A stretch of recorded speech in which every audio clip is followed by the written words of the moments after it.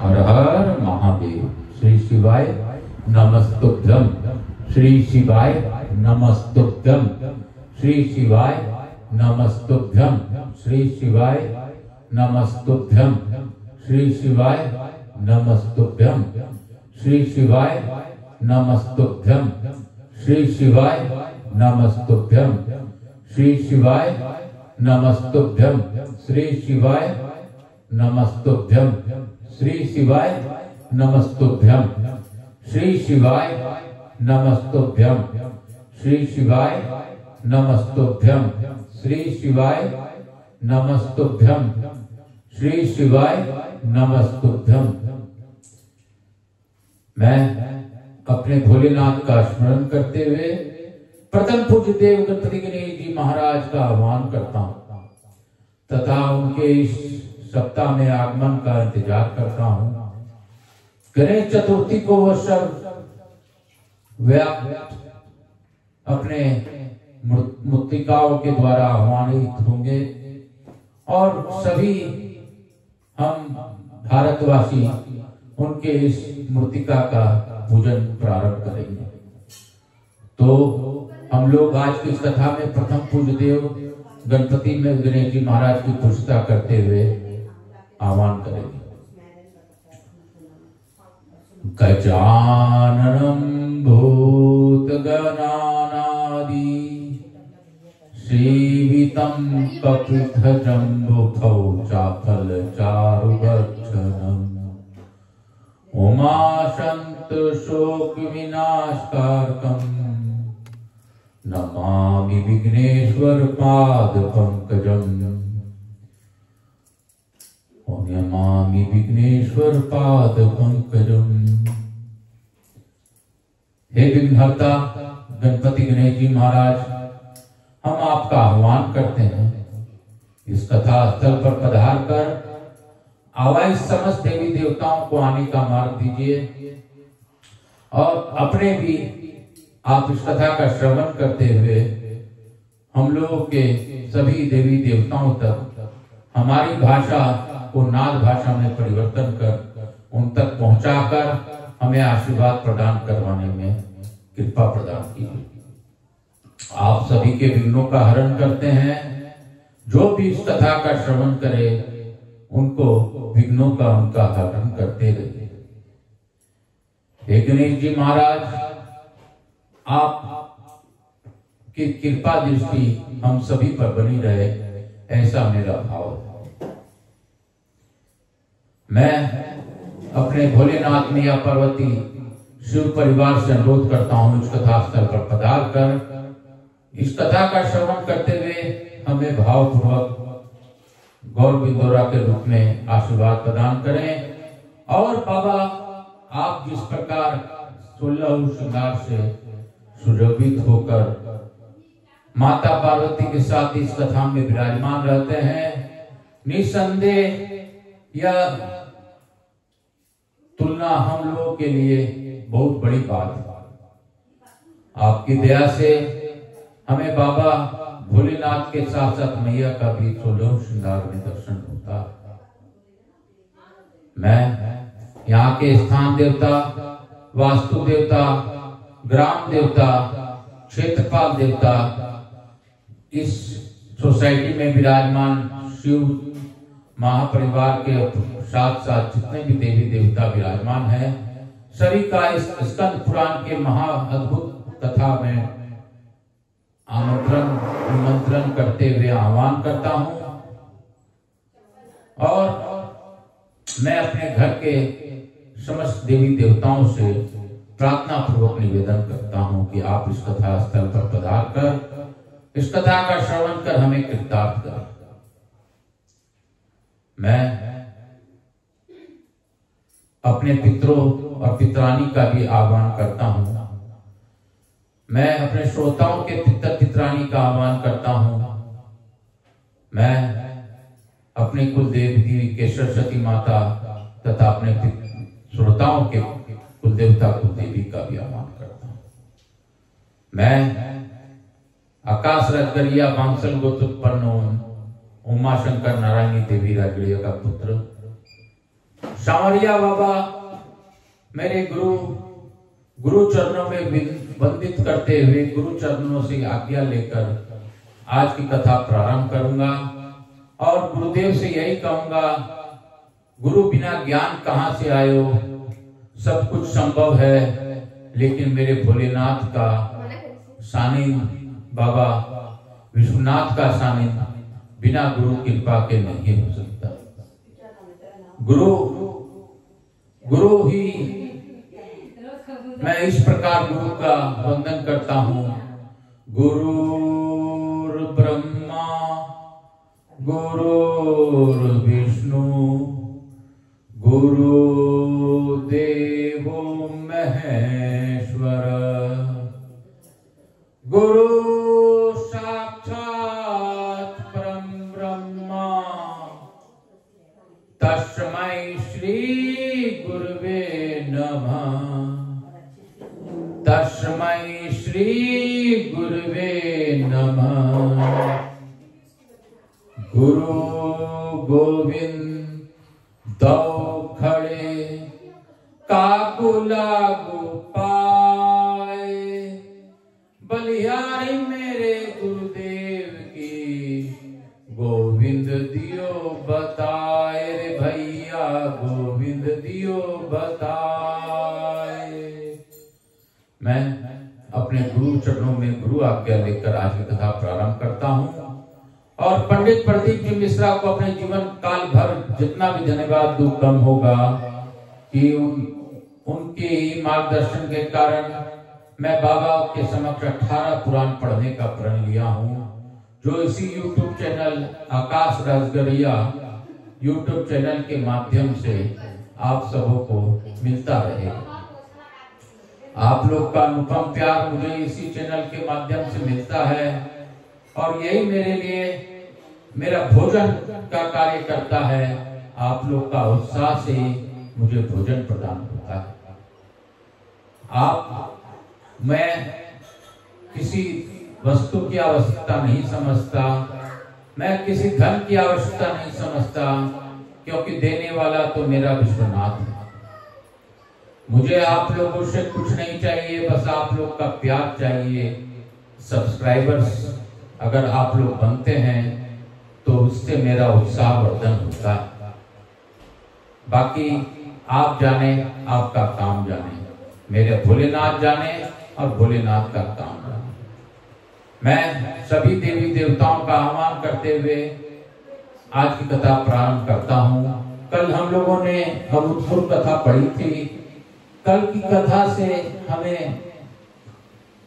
ज्ञात हुआ था कि ऋषि बोले, महाभाग जी आपका धन्यवाद है, आपने बहुत अच्छा उपदेश दिया, इसके द्वारा हमें संसार सागर से तार देने दिया। हमारा इसके द्वारा यह 12 वर्षों तक चलने वाला है। इसके समाप्त होते ही हम सब लोग वहां जाएंगे। इन बातों को भली भाली निश्चय कर लिया है। गुरु शंकर भगवान की जय। आज की कथा की ओर बढ़ेंगे और आज की कथा का आनंद लेंगे। ऋषियों ने पूछा, सुत जी आपने हाटकेश्वर क्षेत्र में जिन 2 शूद्री तीर्थ और ब्राह्मणी तीर्थ की चर्चा की है, उनका निर्माण किसके द्वारा हुआ? सुत जी ने कहा, छांदोग्य नाम से प्रसिद्ध एक श्रेष्ठ ब्राह्मण थे, जो सामवेद के ज्ञाता होने के साथ ही गृहस्थ आश्रम धर्म के पालन में तत्पर रहते थे। उनके बुढ़ापे में एक कन्या उत्पन्न हुई, जो विशाल नेत्रों वाली और मनुष्यों का मन मोहने वाली थी।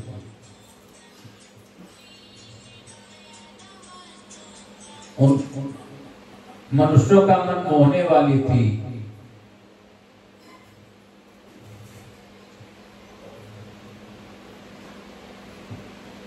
जिस दिन महात्मा छांदोग्य की कन्या हुई, उसी दिन अनर्थ दिशा के शूद्र जाति ये नरेश के घर,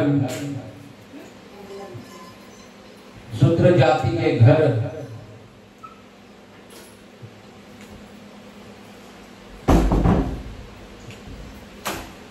शूद्र जातीय नरेश के घर में भी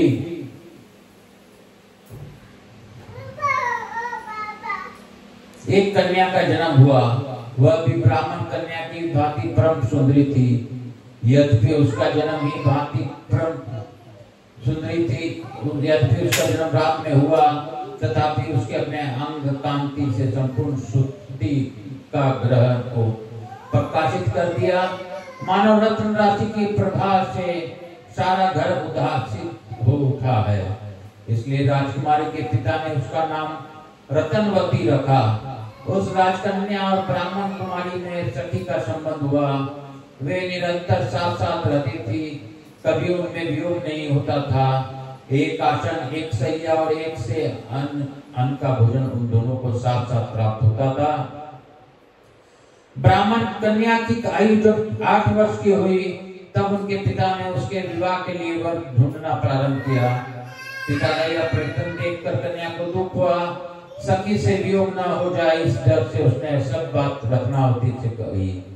सखी और पिताजी मेरा विवाह करेंगे, विवाह हो जाने पर मेरा तुम्हारा साथ कभी नहीं होगा। राजकुमारी यह व्रतपात के समान दुष्ट वचन सुनकर सखी के गले से लिपट गई और स्नेह से विकल होकर रोने लगी।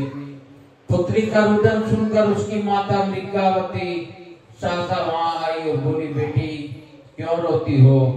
किसने तुम्हारा दिल दुखाया है?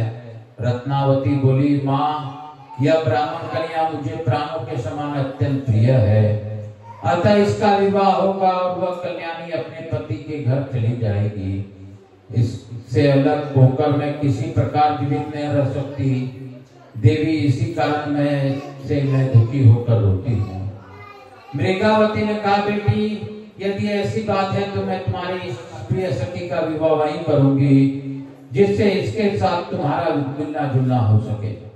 ऐसा कहकर रानी मृगावती ने द्विश्रेष्ठ गोई को बुलाकर विनय पूर्वक प्रणाम किया और इस प्रकार कहा, ब्राह्मण आपकी पुत्री मेरी राजकुमारी रत्नावती को अत्यंत प्यारी है, इसलिए मेरी कन्या जब किसी राजा के साथ ब्याही जाए उस समय उसके पुरोहित से आप अपनी कन्या का विवाह कर दें, जिससे ये दोनों एक दूसरे से विलग न हो, एक स्थान पर प्रसन्नता पूर्वक रह सके।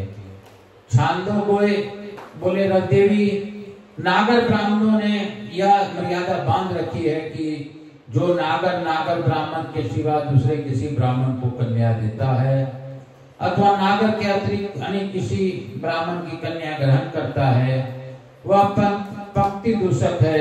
इस पाप के कारण से यहाँ निवास करने का अधिकार नहीं। अतः मैं अपनी कन्या नागर को छोड़कर किसी दूसरे ब्राह्मण को नहीं दूंगा। यह सुनकर ब्राह्मण कन्या ने कहा, पिताजी यदि ऐसी बात है तो मैं तो कुमारी और ब्रह्मचारिणी रहूंगी, विवाह के लिए घर नहीं चलूंगी। जहां मेरी प्यारी सखी ब्याही जाएगी वहीं उसके साथ जाऊंगी। यदि आप बलपूर्वक हट से मेरा विवाह करेंगे तो विष खा लूंगी अथवा आग में जलकर मरूंगी। मेरे इस निश्चय को जानकर आपको जो उचित प्रतीत हो वह कीजिए। बोलो शंकर भगवान की जय।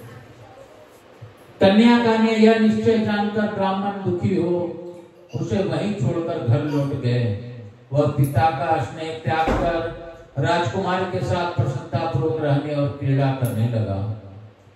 उधर अंतर नरेश ने भी अपनी पुत्री को विवाह के योग्य हुई जानकर मन ही मन कहा, अब मैं अपने पुत्री का योग्य वर्ग के साथ विवाह करूंगा।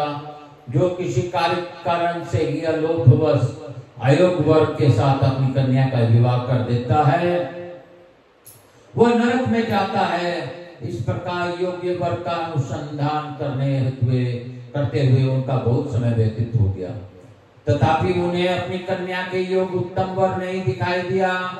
तब राजा ने विश्वविख्यात चित्रकारों को बुलवाया और उन्हें भेजते हुए कहा, तुम लोग मेरे आदेश से जाओ और भूतल के समस्त राजाओं का चित्रपट तैयार करके ले आओ। वे सब चित्र मेरे पुत्री को दिखाओ, जिससे वह उन्हीं में से किसी अभिष्ट पति का चुनाव स्वयं कर ले। इससे मुझे दोष नहीं लगेगा। राजा का यह वचन सुनकर सब चित्रकार पृथ्वी पर जा रहने वाले संपूर्ण राजाओं के घर गए। जो राजा तरुण रूप, उदारता आदि गुणों से युक्त एवं योग था, उन सब का चित्र बनाकर ले आए। उन सब चित्रों को क्रमशः उन्होंने रत्नावती के आगे रख दिया।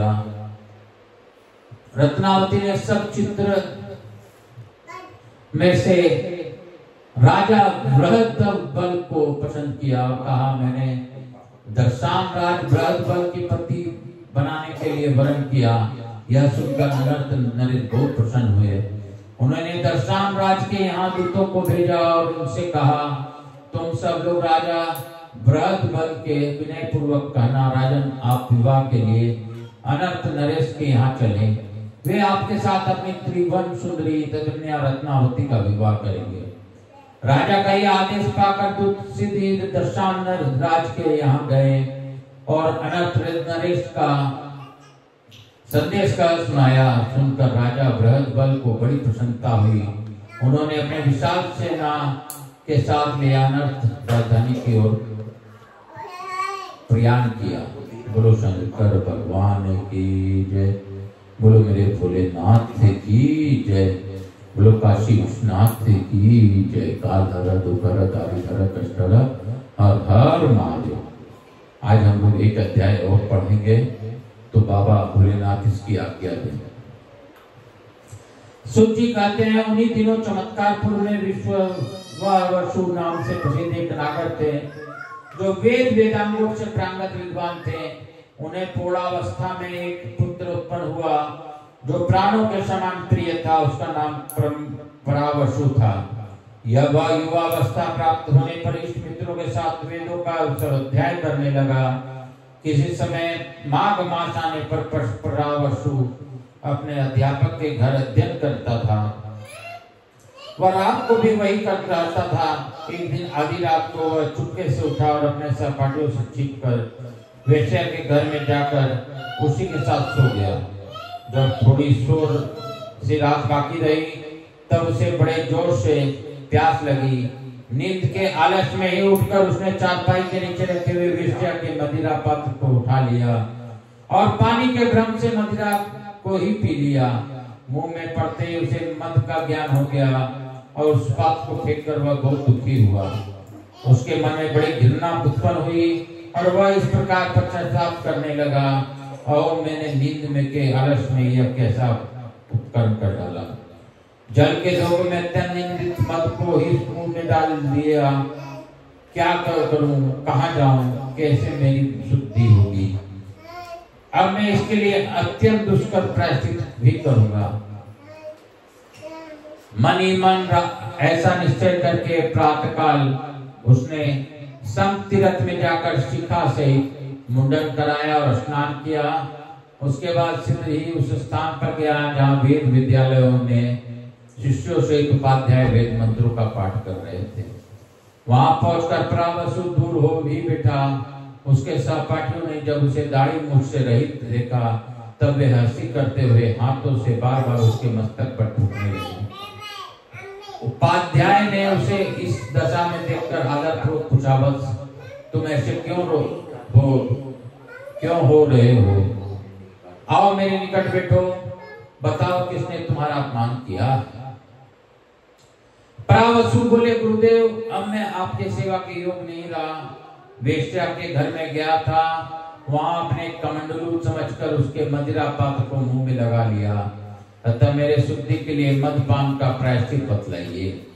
तब गुरु के समय बैठे हुए दृष्ट छात्रों ने उसकी हंसी उड़ाते हुए कहा, राजकन्या रत्नावती के स्तन पकड़कर जब उसके अधर पान करोगे तब शुद्धि होगी, अन्यथा नहीं। परावसु बोले, मित्रों मैं संकट में पड़ा हूँ, यह मेरे साथ परिहास का समय नहीं है। यदि तुम्हारा मुझ पर संदेह हो तो अन्य ब्राह्मणों को बुलाकर मेरे लिए कोई प्रायश्चित बताओ। तब वे मित्र परिहास छोड़कर उसके दुख से दुखी हुए और विश्वावसु के समीप जाकर उन्होंने सब बातें बताई।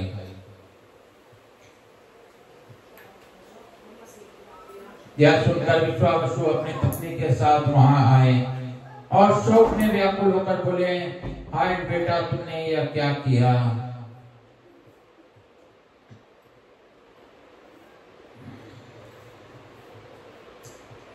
परावसु ने अपना सब वृत्तांत का सुनाया और अपना विचार प्रकट किया। मैं अपने शुद्धि के लिए प्रायश्चित करूंगा।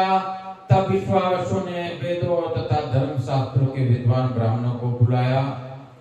परावसु ने हाथ जोड़कर खड़े हो आदि से ही अपना सब वृत्तांत उनको बताया। मैंने रात में अपने कमंडलू समझकर कृष्या के सही मदिरा पात्र को मुंह से लगा लिया। अतः मुझे यथायोग प्रायश्चित दें जिससे मेरी शुद्धि हो।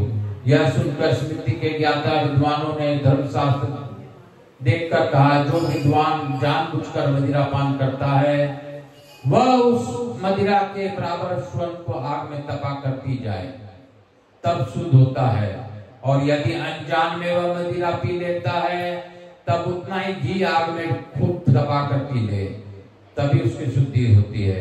यह प्रायश्चित है, यदि तुम कर सको तो करो। परावसु बोला, मैंने एक कुल्ला मदिरा पी लिया है, अतः उतना ही घी आग में के अच्छी तरह दबा कर पी लूंगा।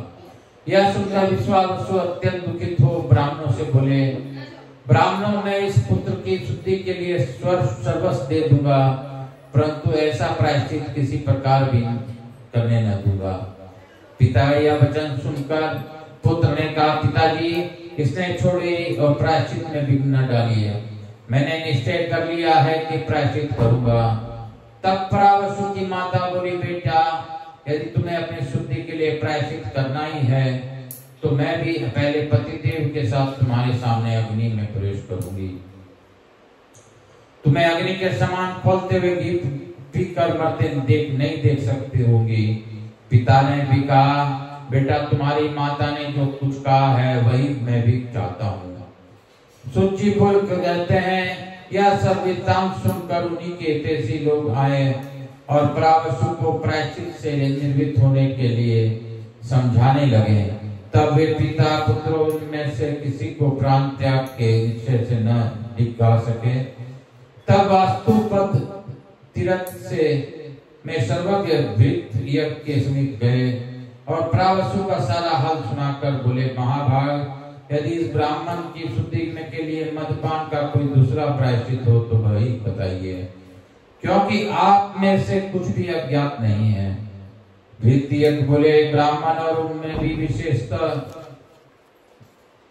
नागर ब्राह्मण जो वचन करते हैं वह वैसा ही होता है, अन्यथा नहीं होता।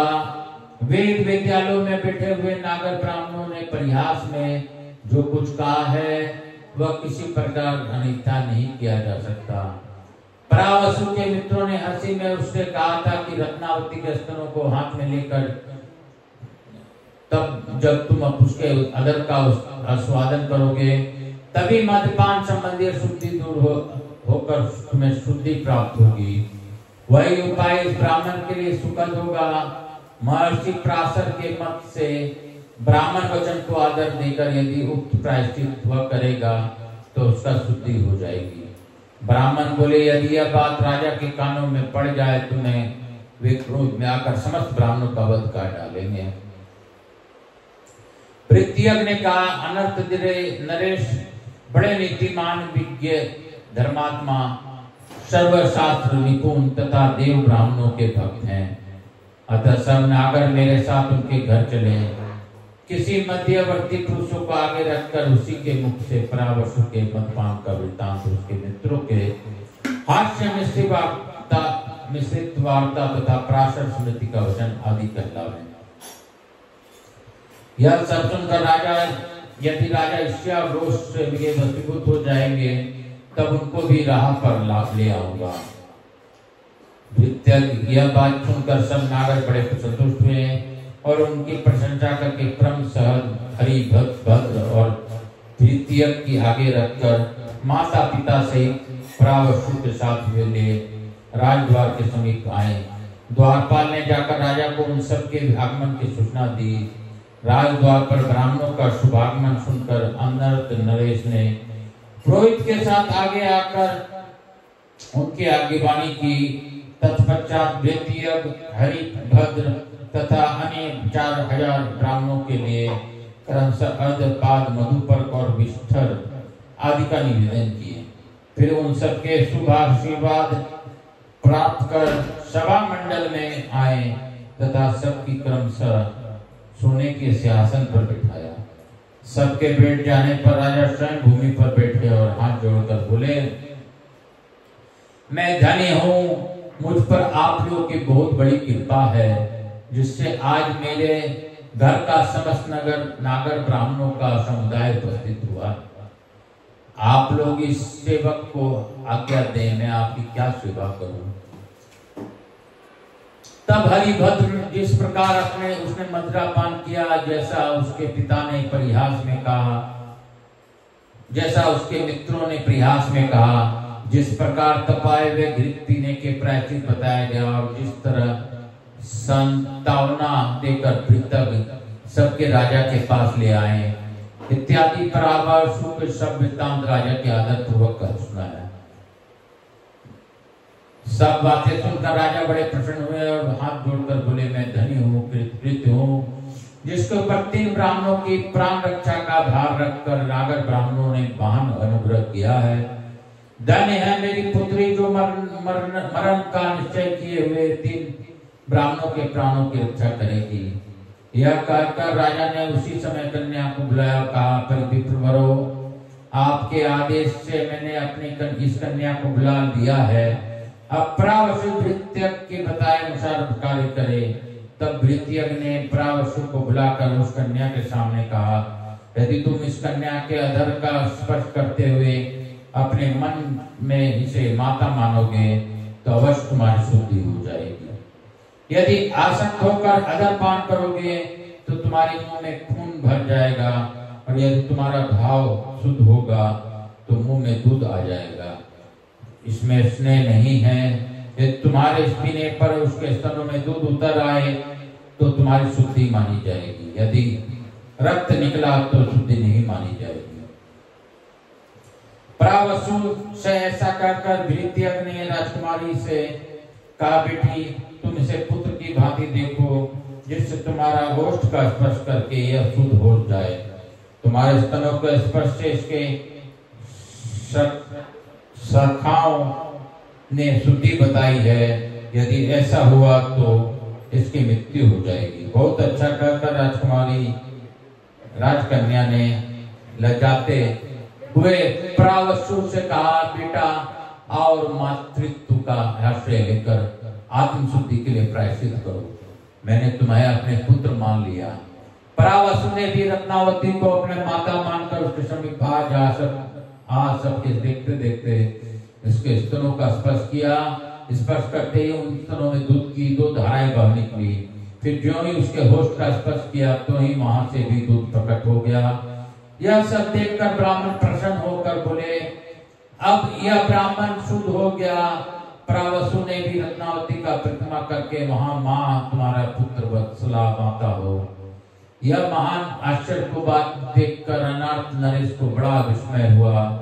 उन्होंने प्रायश्चित देने वाले भृत्यक की प्रशंसा करते हुए कहा, अहो मैं बड़ा सौभाग्यशाली हूँ, जिसके घर में ऐसा महान नागर ब्राह्मण पधारे हुए हैं तथा मेरे आज्ञा के अधीन रहने वाली यह मेरी पुत्री भी महासती परम सौभाग्यशाली एवं सत्य तथा सदाचार से संपन्न है। ये प्रावसु भी साधारण ब्राह्मण नहीं है, जो ऐसी कन्या का स्पर्श करके भी विकार को नहीं प्राप्त हुए। ऐसा कहकर राजा ने सब ब्राह्मणों को विदा कर दिया और स्वयं अपनी पुत्री के साथ राजमहल में पदार्पण किया। बोलो शंकर भगवान की जय। काशी काशी शिव काशी, मोक्ष नगरी काशी की जय। हर हर महादेव। बोलो मेरे रत्नावती माता की जय। प्रावसु की जय। भोलेनाथ की जय। हे बाबा, हे भोलेनाथ, हे विश्वनाथ, हे शंकर शंभु प्राणनाथ, आप हो सबके प्राणों के दाता, आप हो सबके प्राणों के विधाता। हे प्रभु आप हो दया के विधाता, कृपा करो दया करो, हम बच्चों पर दया दृष्टि बनाए रखो। काल हरा दुख हरा दाढ़ी धरा कष्ट हरा हर हर महादेव बोल बम का नारा है, बाबा एक सारा है। इसी के साथ हम लोग आज की कथा को इसी अध्याय के साथ विराम देंगे और लघु आरती करते हुए फिर पुनः कल हम लोग आगे की कथा की ओर बढ़ेंगे।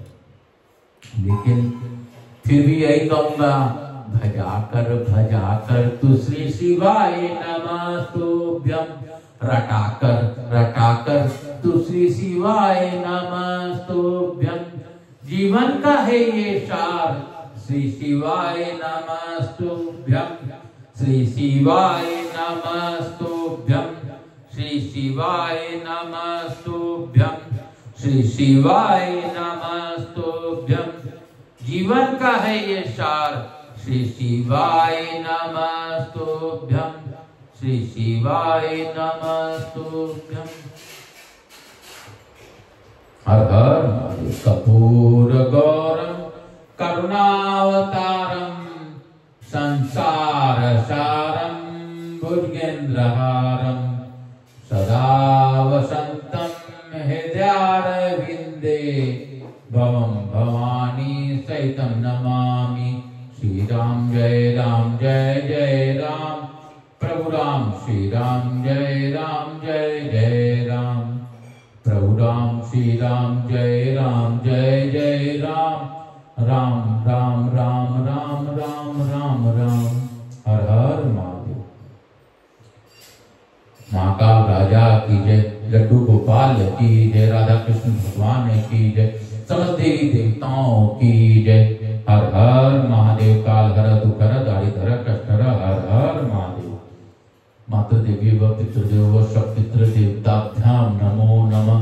समस्त देवी देवताभ्यो नमो नमः। ग्राम देवताभ्यो नमो नमः। क्षेत्रपाल देवताभ्यो नमो नमः। भक्तवत्सलाय नमो नमः। भक्तवत्सलाय नमो नमः। हर हर महादेव।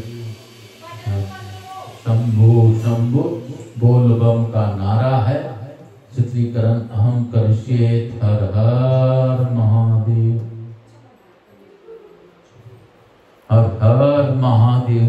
शंभु शंभु शंभु बोलो बम बोलो बम बोलो बम। मैं प्रथम पूज्य देव गणपति गणेश जी महाराज तथा लक्ष्मी जी महारानी रिद्धि सिद्धि शुभ लाभ कुबेर जी महाराज अमोद प्रमोद से निवेदन करता हूँ सभी लोगों को आशीर्वाद प्रदान कर हमारे यहाँ चिरकाल रूप से अस्थायी रूप से विराजमान रहें और अपने अपनी कृपा बनाए रखें। मैं अपने विश्वनाथ बाबा भोलेनाथ और समस्त देवी देवताओं को धन्यवाद देता हूँ। मैं यहाँ के स्थान देवता, वास्तु देवता, ग्राम देवता, क्षेत्रपाल देवता, समस्त देवी देवताओं को धन्यवाद देते हुए उनसे अनुरोध करता हूँ सभी लोगों को आशीर्वाद प्रदान कर अपने स्थान को गमन करें। पुनः बुलाने पर पधार कर आशीर्वाद दें। मैं अपने भोलेनाथ में या पार्वती से अनुरोध करता हूँ कि हे बाबा, आप तो सच में कल्याण करने वाले हैं, कल्याणकारी हैं। मेरे इस कथा के माध्यम से जो इस कथा का श्रवण करे उन्हें कथा श्रवण का लाभ दीजिए। जो इस कथा को सब्सक्राइबर बनाते हुए आगे बढ़ाए और अपने भी जुड़े और लोगों को भी जोड़े, उनके दुखों में उनका साथ दीजिए। आकाश राजगरिया यूट्यूब चैनल को जो सब्सक्राइब करे वो हमेशा अपने दुख में बाबा भोलेनाथ को खड़ा मिले, ऐसा मेरा विनती है। बाबा दया करें, कृपा करें। काल हर दुख हर दाढ़ी धरा कष्ट हर हर महादेव। हर हर